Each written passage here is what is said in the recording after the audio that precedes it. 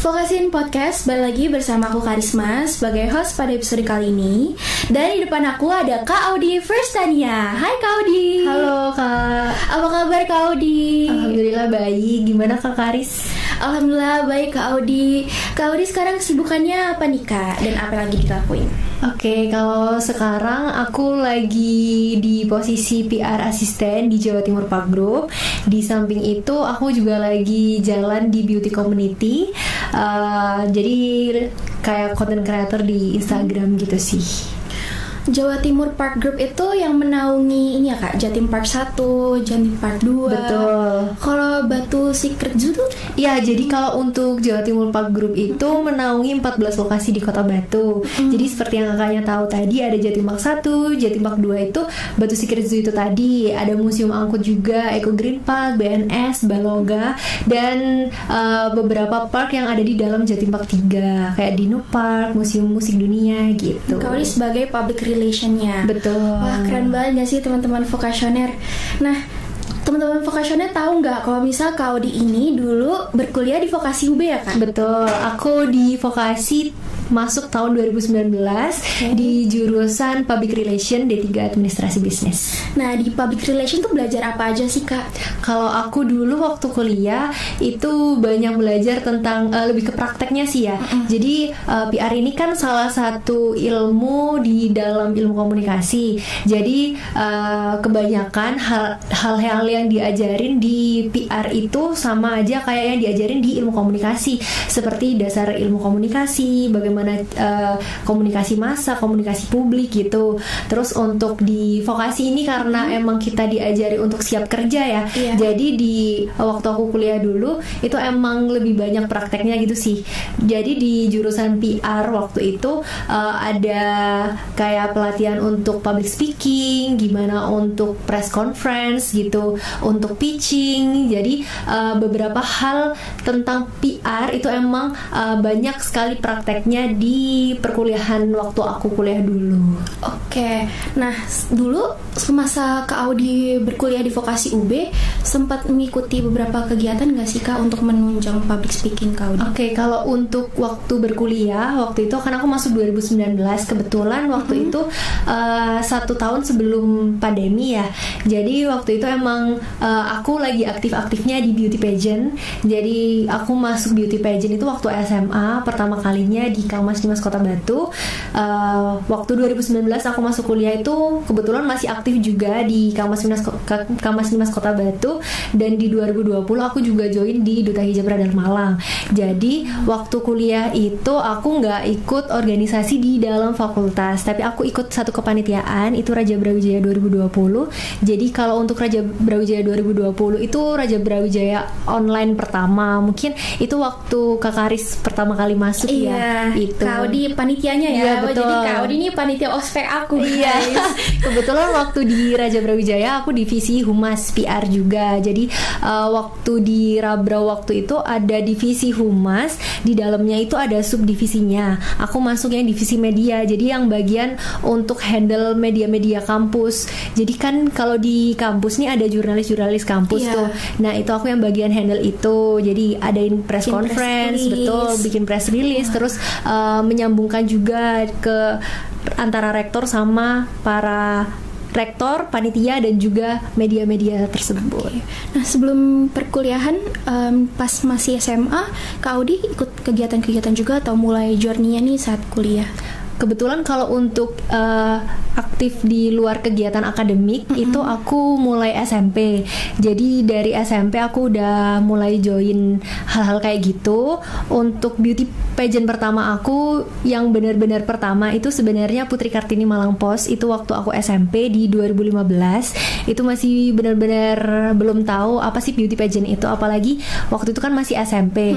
Jadi benar-benar nggak tahu ini seru harus gimana ya. Iya, dan kebetulan juga waktu di Putri Kartini itu pesertanya juga kebanyakan SMA. Jadi bisa dibilang paling kecil waktu itu. Jadi banyak belajar juga dari senior-senior di Putri Kartini.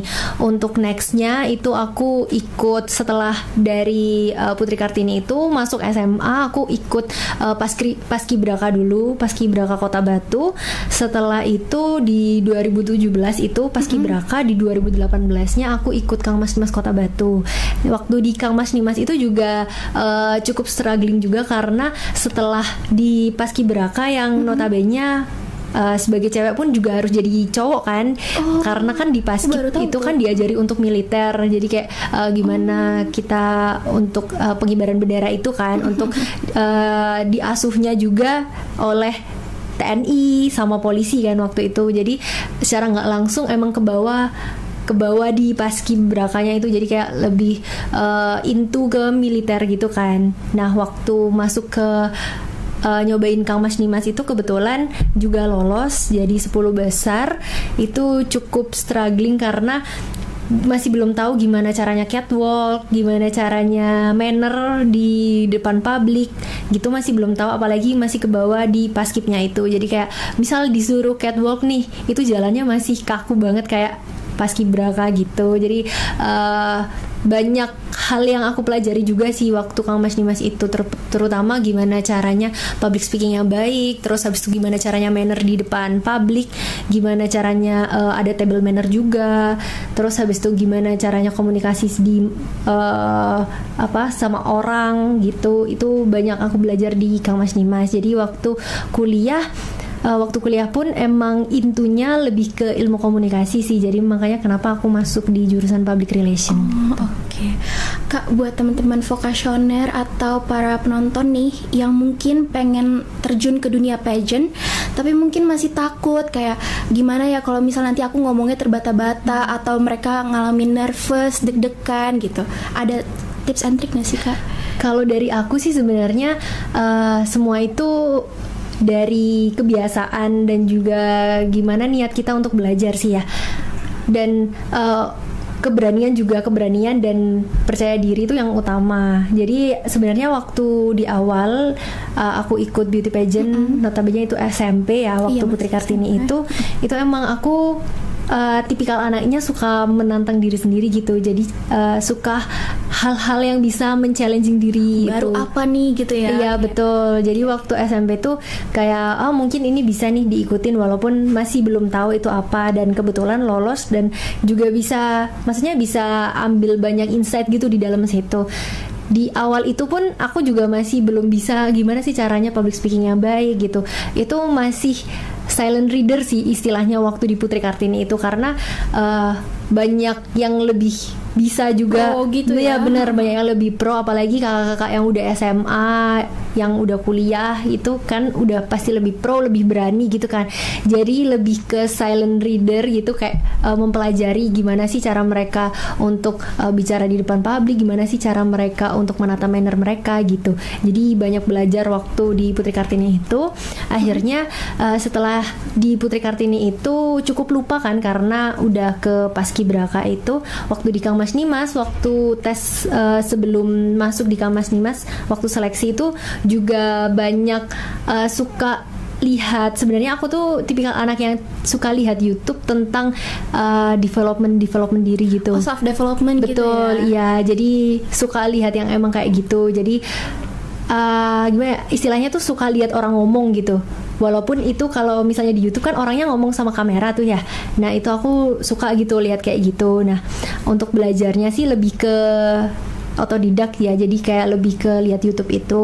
Terus waktu gimana cara aku aplikasiinnya, langsung aplikasiin aja gitu waktu di Kangmas Nimas.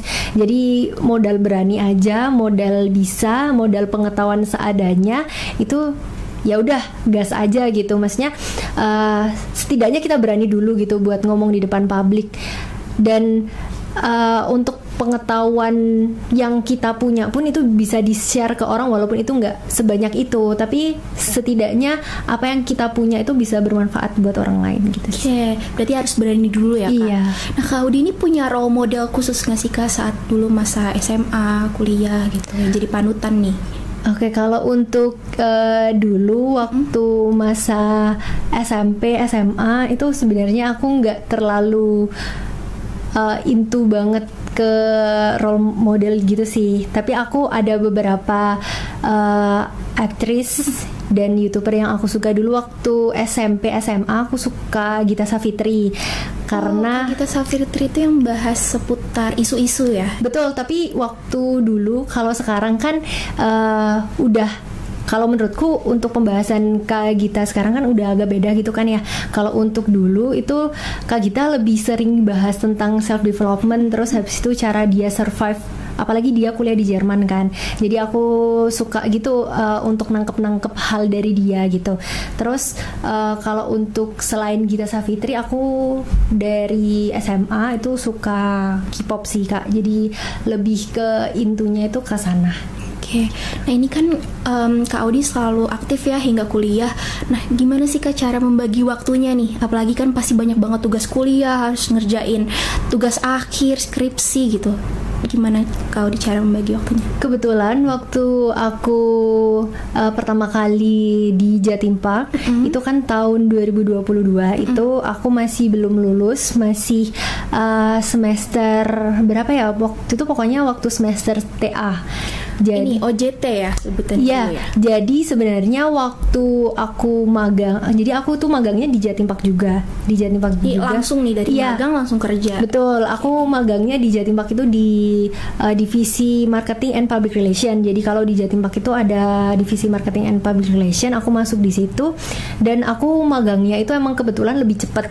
Jadi waktu pandemi semester, kan aku masuk pandemi itu semester 3 atau 4 gitu. Itu sebenarnya masih belum magang gitu kan. Oh iya. Itu belum magang, tapi 3 tuh semester 5, 6 ya? Iya, kayaknya semester itu. Pokoknya waktu itu masih belum jadwalnya magang, tapi aku kayak kalau di rumah aja kayak bosen, boring gitu kan. Apalagi kuliahnya juga online. Jadi aku coba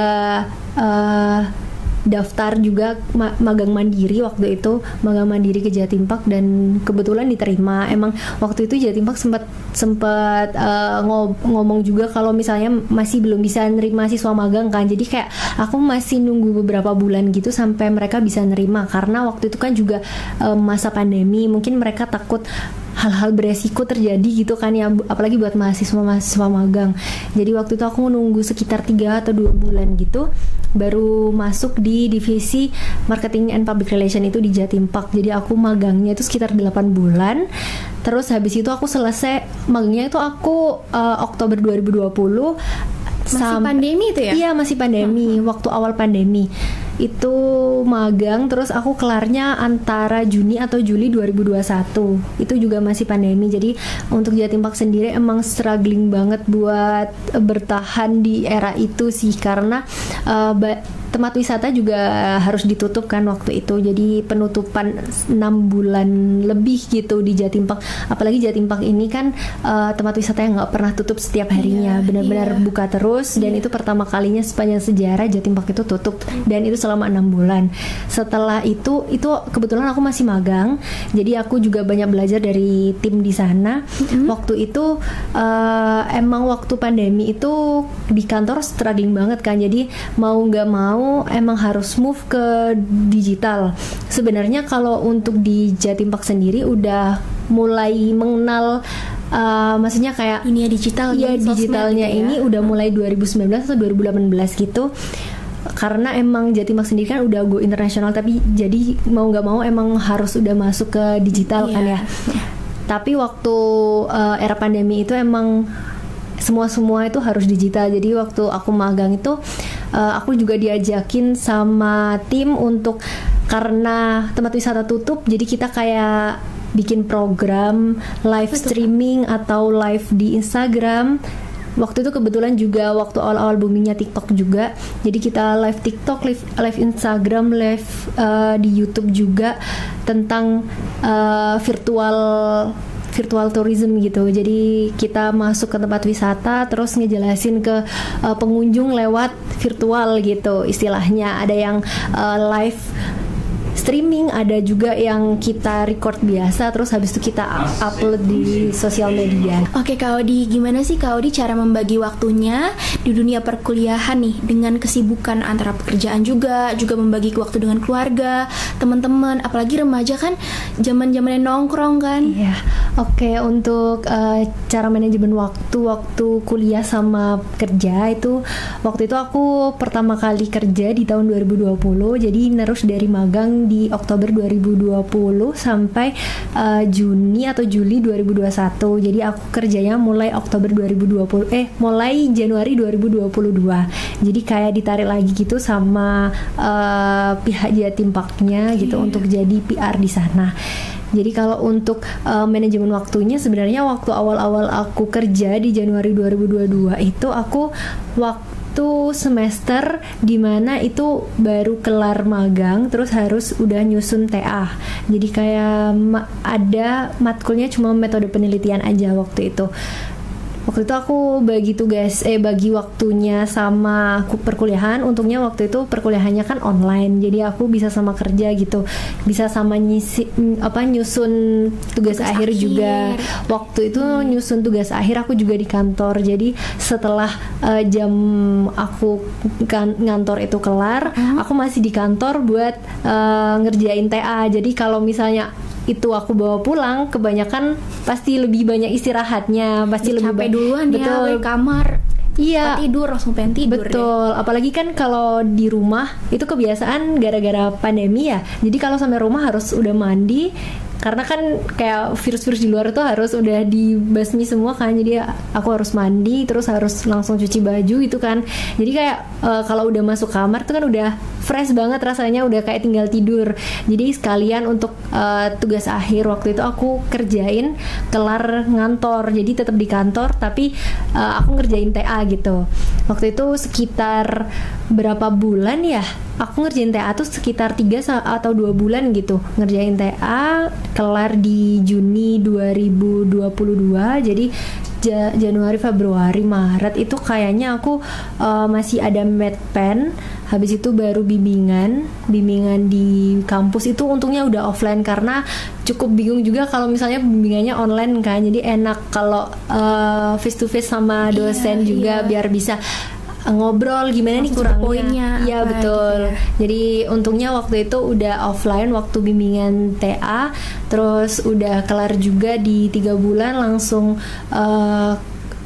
sidang tugas akhir di Juni atau Juli 2022. Terus dapat wisuda di Desember 2022.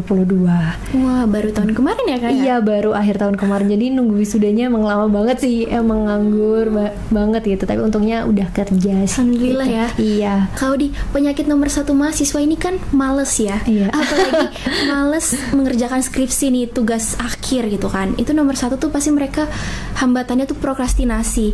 Dan dari cerita Kak Audi tadi tuh sepertinya Kak Audi tuh jarang melakukan prokrastinasi ya. Gimana caranya melawan rasa malas dan menghindari prokrastinasi itu Kak? Oke, kalau aku sendiri sih emang anaknya itu suka punya target gitu. Jadi kalau aku ngerjain sesuatu itu aku nggak pengen setengah-setengah, dan aku pengen all out gitu kalau ngerjain sesuatu, karena aku nggak pengen orang itu nilai kerjaanku ini setengah-setengah gitu. Aku pengen orang itu lihat segini kemampuanku buat menghandle sesuatu, buat menyelesaikan sesuatu gitu. Jadi waktu ngerjain TA pun aku juga seperti itu. Aku nggak pengen setengah-setengah, aku pengen sepenuh hati, sebisa aku, se-effort aku. Dengan bimbingan yang cukup kurang menurut aku, karena juga aku harus bagi waktu sama kerja kan. Waktu itu harus ambil di weekday juga waktu bimbingan, karena nggak mungkin bimbingan ke kampus waktu weekend kan ya. Jadi emang harus ambil libur di weekday. Kadang-kadang kayak paginya kerja dulu, terus habis duhur baru ke Malang, ke kampus gitu. Jadi benar-benar bagi waktu kan. Terus aku mikir juga kalau misalnya TA itu aku undur-undur, kayak misalnya nggak kelar-kelar, itu bakal menghambat kerjaanku juga kan. Jadi aku mikir kayak ini emang harus cepet kelar biar aku cepet bisa free gitu. Terus karena aku kan anaknya ada kayak target gitu kan, ada tujuan. Nah kebetulan karena aku suka K-pop nih Kak ya. Jadi waktu di tahun 2022 itu karena aku tuh suka NCT 127. NCT itu K-pop yang boy band itu ya? Iya Kak? betul. Oh, banyak banget tuh fansnya ya kan? Siapa nih fans NCT? Apa sih Kak julukannya fans NCT tuh? NCTzen. NCTzen. Iya. Apa ini Kakak ada biasnya nggak? Ada. Apa tuh Kak biasnya? Kalau untuk kan aku sukanya di NCT 127 tuh aku suka Mark Lee sih. Kalau mungkin tahu ya, itu aku suka Mark Lee. Saya bukan pecinta K-pop, tapi banyak banget temen saya yang suka ya. Koleksi sampai koleksi fotonya. Iya, aku juga kayak gitu sih. Jadi waktu 2022 itu emang NCT 127 itu emang benar-benar salah satu penyemangat aku buat menyelesaikan di kerjaan juga di perkuliahan. Iya. Apalagi waktu itu ada rumor juga kalau NCT 127 itu bakal konser di Indonesia, bakal ke Jakarta di November 2022 gitu. Terus aku tuh kayak mentarget diriku sendiri kalau misal aku ini belum kelar berarti aku nggak boleh nonton konser gitu. Jadi mau nggak mau emang harus kelar gitu. Jadi kayak aku benar-benar kasih target ke aku sendiri, terus harus menepati sendiri gitu. Kalau misal pun itu nggak kelar, aku juga nggak bakal nonton karena pasti kalau ntar nonton ya pasti ada beban juga di Malang gitu kayak TA-nya jadi belum kelar, memberikan gitu. self reward kepada diri sendiri itu juga poin yang penting. Betul. Emang sebenarnya menghindari rasa malas itu emang datang dari diri sendiri. Tapi kalau dari aku mungkin bisa diterapin juga ke teman-teman. Bisa nerapin target buat diri sendiri. Terus kalau misalnya udah mencapai target itu, kasih reward juga ke diri sendiri. Kalau misalnya nggak mencapai pun evaluasi juga ke diri sendiri apa yang kurang. Kalau mungkin bisa juga kasih juga hukuman ke diri sendiri. Mungkin kalau aku kadang-kadang kalau misalnya ada sesuatu yang nggak bisa aku capai gitu ya, aku kasih hukuman ke diriku sendiri sih. Jadi kayak misal aku harus nabung segini dari gajiku, sebenarnya gaji itu misal berapa persennya aku buat self reward gitu kan, tapi karena aku nggak bisa menepati janjiku sendiri atau nggak bisa nyampe tujuanku sendiri, itu jadi kayak uangnya dialokasikan ke tabungan gitu. Gitu sih kalau dari aku untuk tipsnya ke teman-teman. Nah itu kan kalau bahas soal penanganan rasa malas ya. Nah kalau rasa stres gimana? Pernah muncul nggak Kak beberapa waktu, apalagi dengan padatnya dunia public relation ya, sibuk banget gitu. Gimana? Kalau stres pasti stres ya, karena apalagi cewek kan, kita ada red day juga, dimana kayak itu benar-benar nggak bisa dipungkiri, setiap bulan pasti ada bad moodnya, pasti ada down-downnya kan. Jadi kalau dari aku sendiri, karena aku udah tahu nih, untungnya aku udah tahu gimana cara mengatasi hal-hal itu dari diriku sendiri. Contohnya kayak karena aku suka K-pop, jadi aku kayak misalnya aku capek, aku juga nggak maksain diriku sendiri. Jadi kalau misalnya aku capek kerja, aku capek TA gitu, aku istirahat. Jadi aku nggak bisa maksain diriku sendiri. Kalau dipaksa, aku malah nggak bisa mikir. Jadi kalau misalnya hari itu aku harus ngerjain ini, tapi di posisi hari itu aku juga lagi burnout, lagi stres, lagi dapat red day gitu misalnya, itu berarti emang aku harus istirahat gitu. Sebenarnya harus mengerti juga diri sendiri, itu harus dipahami juga. Jadi di mana waktunya kita harus effort banget, dimana kita harus enjoy, dimana kita harus healing gitu sih. Jadi ada waktu-waktunya ya. Mungkin Sabtu Minggu Kak Audi fokus istirahat nih. Jadi kalau ada teman-teman yang ngajak, aduh nanti dulu deh harus istirahat dulu. Kebetulan gitu ya. aku masih akrab juga sama teman-teman SMA aku. Jadi waktu tahun 2022 yang notabene itu awal aku kerja, itu aku juga banyak main juga. Jadi kayak kebetulan sama teman-teman itu sering traveling ke luar kota, kayak ke Bandung, Bali gitu, kayak deket-deket atau ke pantai gitu masih ada gitu. Jadi minimal ada healingnya lah. Jadi nggak terlalu into ke kuliah atau ke kerjaan gitu. Skill khusus apa sih kayak yang paling terpenting nih di dunia public relation, terutama buat para penonton atau mahasiswa nih yang pengen terjun di dunia public relation? Kalau untuk skill terpenting sih itu menyesuaikan dari diri masing-masing ya. Tapi kalau aku yang penting, karena kita membawa nama perusahaan, kita berarti harus jujur, kita harus bisa amanah terhadap pekerjaan kita. Sebenarnya itu kayak semua pekerjaan pasti harus jujur juga harus amanah kan ya. waktu kalau di public relation sendiri, karena kita membawa nama perusahaan, apa yang kita sampaikan kepada publik itu juga harus sebenar-benarnya informasi, tapi juga tidak boleh menjelek-jelekan perusahaan, juga tidak boleh membohongi publik. Jadi gimana caranya kita harus bisa jujur, harus bisa amanah terhadap apa yang udah kita jalani. Apalagi kan kalau misalnya di profesi ya, kayak misalnya kalau di public relation ini kan maksudnya profesi ya. Di profesi kan ada namanya etika profesi juga. Nah, kalau misalnya waktu di kuliah waktu itu juga aku diajarin gimana sih etika profesi itu. Kalau menurutku ya skill itu menyesuaikan. Yang penting pertama itu etika berprofesinya itu bagaimana gimana caranya kita bersosialisasi dengan orang-orang, menghargai orang seperti kita itu paling penting ya kan sebenarnya. Yang paling penting itu karena kan public relation juga make a relationship dengan orang banyak ya. Jadi gimana caranya kita juga harus menjaga attitude dan manner kita, karena juga kalau di Indonesia ini kan attitude nomor satu juga kan. Gimana caranya kita sopan ke orang gitu. Kalau skill sih aku percaya semua orang itu pasti punya skill sendiri, pasti punya caranya sendiri, dan skill itu bisa belajar, ilmu itu bisa dipelajari. Tapi kalau untuk attitude, kesopanan itu emang harus datang dari diri sendiri ya, apalagi kejujuran dan amanah gitu. Nah, aku tadi baca-baca nih seputar Kak Audi ya. Kak Audi ini juga tertarik sama dunia beauty ya? Iya betul. Oke, Kak Audi ikut beberapa komunitas beauty kah? Iya, jadi aku ikut, kebetulan sekarang ini ini boleh sebut merek nggak sih? Boleh ya, kan? boleh. Sekalian exposure. Oke. Jadi aku ikut beauty community, ada Something Beauty Community sama Avoskin Beauty Community. Kalau untuk Something ini aku udah hampir setengah tahun kayaknya ya. Setengah tahun atau 4 bulanan gitu. Kalau untuk Avoskin ini aku masih baru. Jadi kalau untuk beauty community ini sebenarnya aku kebawa dari beauty pageant sih, karena saat SMA dulu ya. Iya, dari SMA. Di beauty pageant ini kan juga diajari cara gimana make up sama dress up, ya istilahnya grooming diri gitu kan. Jadi kebawa sih dari situ, jadi suka make up, skincare gitu. Tapi kan emang cewek kan kebanyakan suka kayak gitu ya. Iya, zaman sekarang udah canggih banget ya Kak. Jadi bagi yang belum bisa makeup sama sekali, udah ada komunitas-komunitas yang gratis gak sih Kak itu?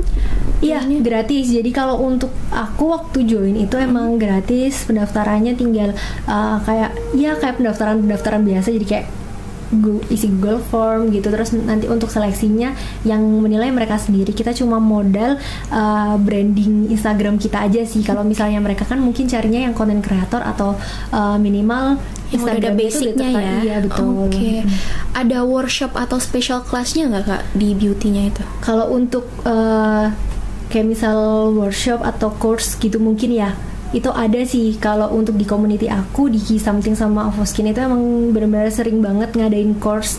Jadi kayak semacam webinar gitu. Bisa 1 minggu sekali atau 2 minggu sekali. Itu nggak cuma soal beauty aja, tapi juga tentang self development. Kadang-kadang juga tentang bagaimana cara jadi content creator yang baik. Kadang-kadang pun juga sampai mempelajari kandungan-kandungan skincare, kandungan-kandungan make up gitu sih. Sampai sedetail itu? Iya, sampai sedetail itu. Jadi emang benar-benar kalau menurut aku ya itu nambah insight aku sih. Apalagi untuk orang awam ya yang nggak tahu tuh sebenarnya ini dalamnya apa sih itu. Apalagi kemarin kan sempat viral juga tentang pembohongan SPF di sunscreen itu. Oh iya itu sempat juga jadi topik course juga di aku gitu. Worth it banget ya Kak buat betul. Para remaja milenial sekarang yang mungkin mereka nih bingung gimana sih cara dapat relasi baru, terus juga sekalian dapat workshop gratis gitu ya. Bisa banget nih teman-teman buat join beauty community gitu. Kira-kira ada yang pengen Kak Audi sampaikan gak sih buat teman-teman vokasioner atau yang nonton video ini? Oke, kalau dari aku sih sebenarnya aku ini punya visi. Jadi visi aku nggak muluk-muluk. Intinya lebih baik aku tuh gagal daripada aku tuh nggak pernah nyoba sama sekali. Jadi banyak hal challenging yang aku coba, dan sebenarnya itu kadang-kadang nggak aku banget gitu, tapi setidaknya aku coba. Jadi aku fun fact-nya dulu aku pernah ikut bela diri juga, aku pernah ikut karate. Walaupun setelah berjalannya waktu pun itu nggak cocok sama aku, setidaknya aku pun pernah mencoba gitu, betul. ya? Setidaknya aku nggak kepo gitu. Waktu besar ataupun nanti waktu aku udah berkeluarga punya anak pun, kalau misal anakku mau tanya-tanya gitu ya, apalagi kan seorang ibu kan guru pertama buat anaknya ya, jadi kayak aku pengen gitu loh nyeritain ke anakku bagaimana aku dulu, pengalaman aku dulu, jadi aku bisa ngarahin anakku juga, jadi bisa membuka pikiran anakku juga tentang ntar kedepannya harus gimana sih gitu sih kalau aku. Oke, terima kasih banyak ya Kak Odi udah datang ke Vokasian Podcast, dapat banyak banget insight dan pelajaran baru. Terima kasih Kak. Terima kasih juga Kak Kari dan buat yang udah nonton, jangan lupa subscribe dan like video ini. See you.